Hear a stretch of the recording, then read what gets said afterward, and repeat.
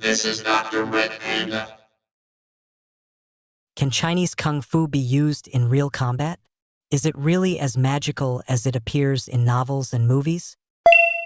Hello, everyone. I'm Dr. Panda, and today, let's dive into the fascinating world of Chinese kung fu. In martial arts films and novels, we often encounter martial arts masters who can leap across rooftops, are invulnerable to weapons, and defy the laws of physics, sometimes even taking down hundreds of opponents with a single strike.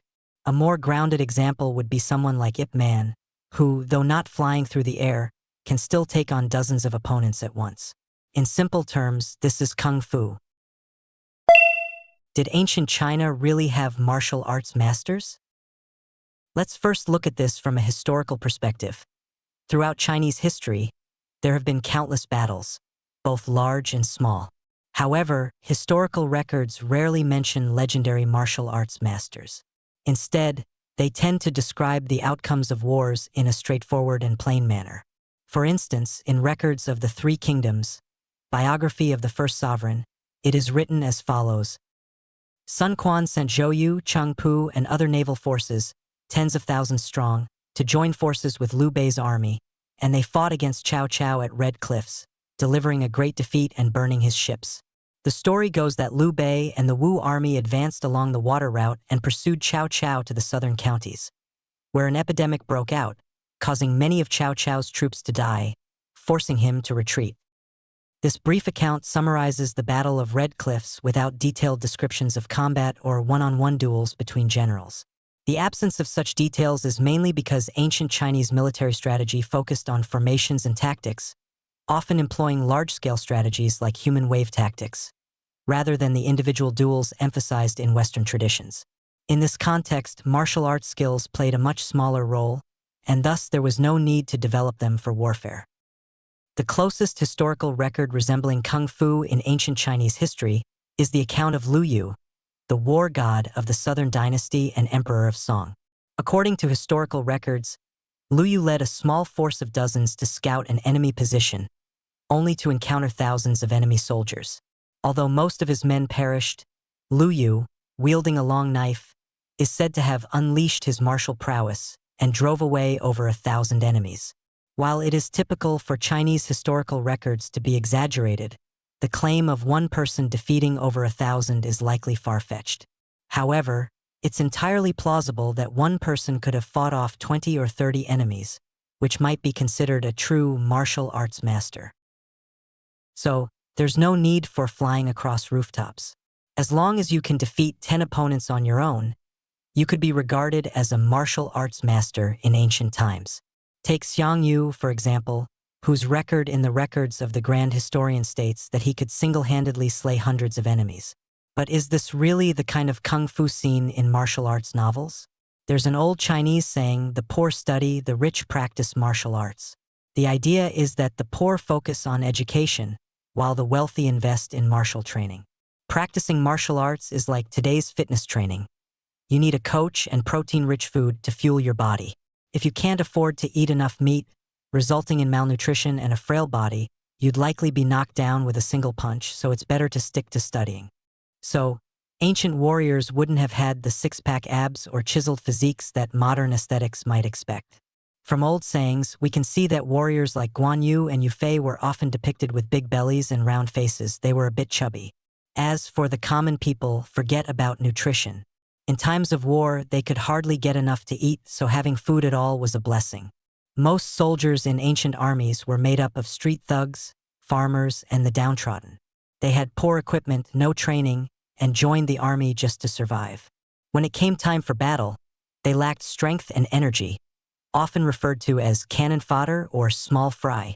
In contrast, these chubby generals would train regularly, consume large amounts of meat for nourishment, and while they might have looked plump, their muscles were solid. They had strength, agility, and with top-tier weapons and armor, they were much more effective in combat. It would be entirely possible for them to defeat a dozen or so small fry in battle. For example, ancient Roman centurions, elite soldiers capable of easily defeating 10 tribal warriors. Therefore, the exceptional martial prowess of ancient warriors wasn't necessarily due to their individual strength, but because their opponents often lacked refined combat skills. If someone like Arnold Schwarzenegger were to travel back to ancient times, his muscle power, physical stamina, and combat skills would quickly make him a martial arts master. On the battlefield, he would not only be able to take more hits but also defeat more enemies. Which is more powerful, kung fu or Western mixed martial arts? Combat is a fundamental survival instinct of humanity and a way for ancient people to solve problems, which is why combat has been as long as human history itself. Whether in the East or West, records of combat date back to ancient times. Let's begin with Chinese martial arts. Chinese martial arts are often intertwined with religion and Eastern mysticism, focusing on internal energy and power. Techniques like striking through mountains to hit cows, using a small force to move a great weight, and overcoming strength with gentleness. Various moves that seem to defy Newton's laws of physics. Newton himself would probably be resurrected if he saw them. Not only are these martial arts effective in combat, but they are also visually stunning and artistic, capable of performing various difficult movements with added value. In addition to promoting health and longevity, they are said to cure all kinds of terminal illnesses. Learn this style of kung fu, and you could heal without injections or medicine. However, this comes at the cost of practicality. Chinese kung fu, while impressive, is more of a performance than something meant for real-world combat. If you watch Chinese martial arts novels or films often, you'll notice that the characters tend to get stronger as they age. If a character reaches 100 years old, they are certain to be invincible.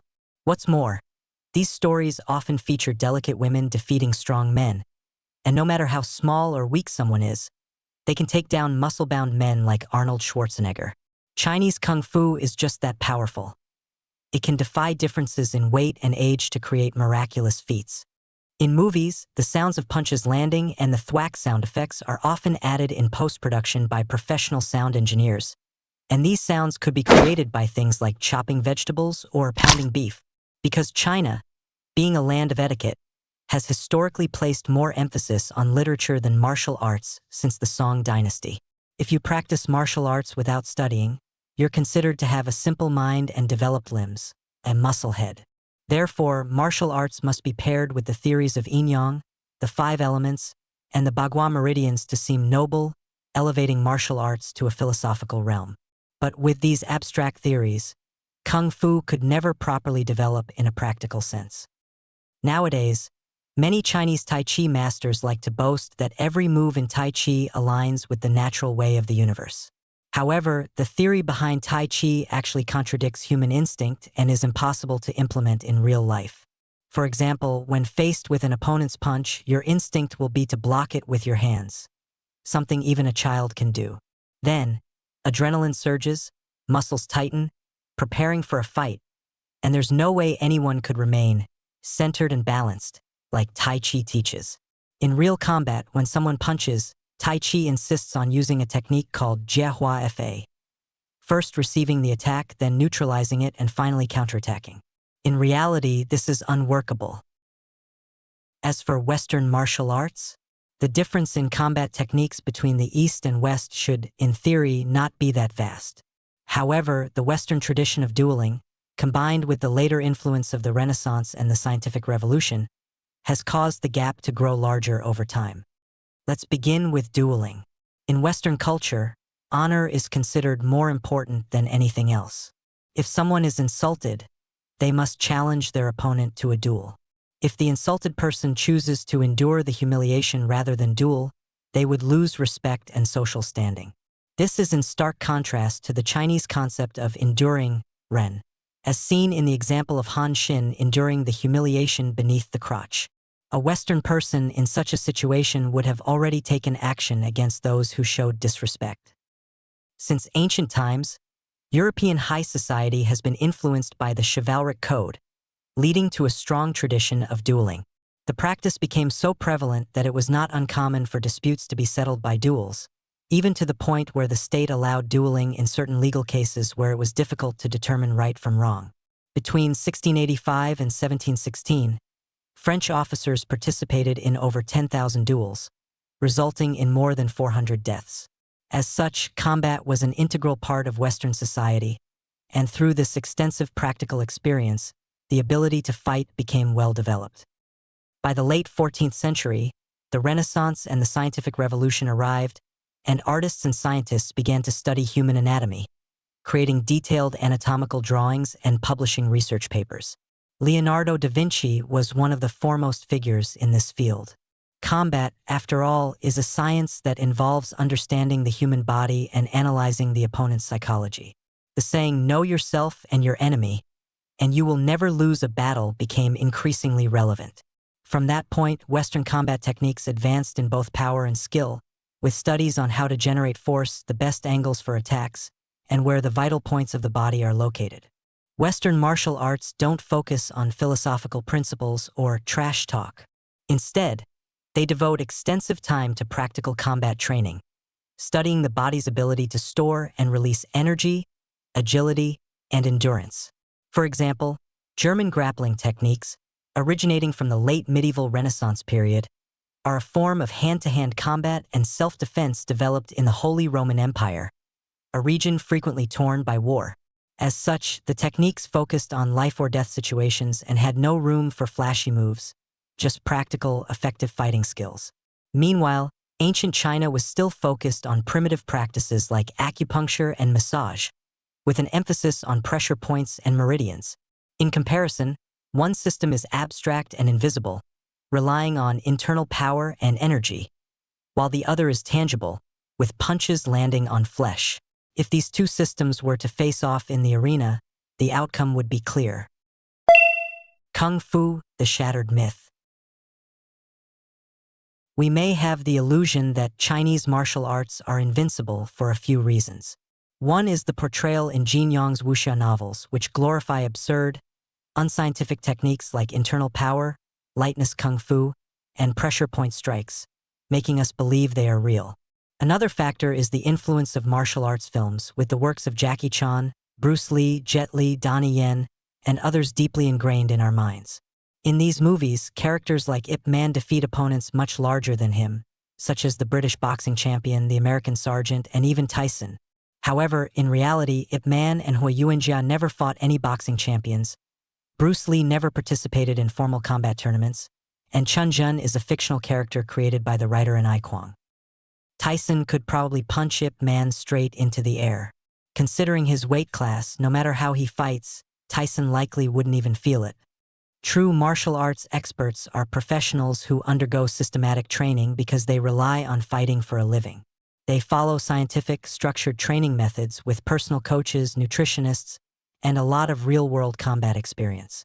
They rely on strength, speed, skill, and experience. The idea of Chinese Kung Fu, making someone a world-class fighter simply through secret teachings or sudden enlightenment, is just the stuff of novels and movies. Perhaps, before the Qing dynasty, Chinese traditional martial arts were effective in real combat. After all, as mentioned earlier, people who ate meat and practiced martial arts had far superior physical strength and reaction times compared to ordinary people.